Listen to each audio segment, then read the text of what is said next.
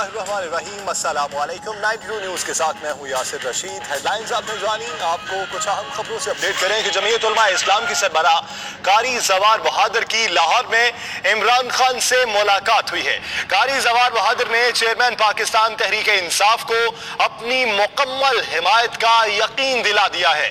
عمران خان کہتے ہیں کہ قاری زوار بہادر نے ہمیشہ جرت کا مظاہرہ کیا۔ جمعیت علماء اسلام کی سربراہ قاری زوار بہادر کی لاہور میں عمران خان سے ملاقات ہوئی۔ ملاقات کا احوال جانیں گے شاہد چودھری سے۔ شاہد چودھری بتائیے گا ملاقات میں کون کون سے امور زیر بحث آئے؟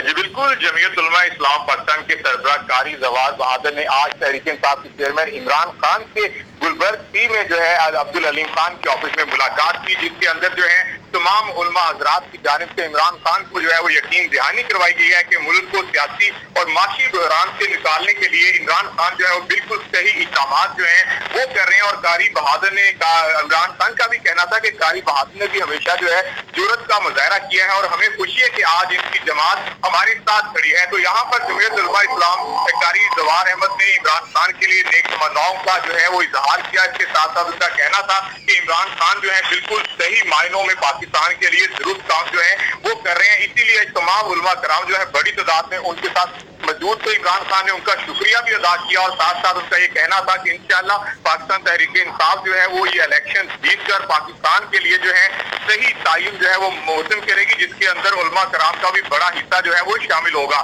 تو آج یہ ملاقات جو ہے وہ گلبرگ سی عبدالعلیم خان کے آفس میں ہوئی ہے۔ جی عبدالعلیم خان کے آفس میں یہ ملاقات ہوئی۔ شاہد چودھری آپ اس حوالے سے اپڈیٹ کر رہے تھے، آپ کا بہت شکریہ۔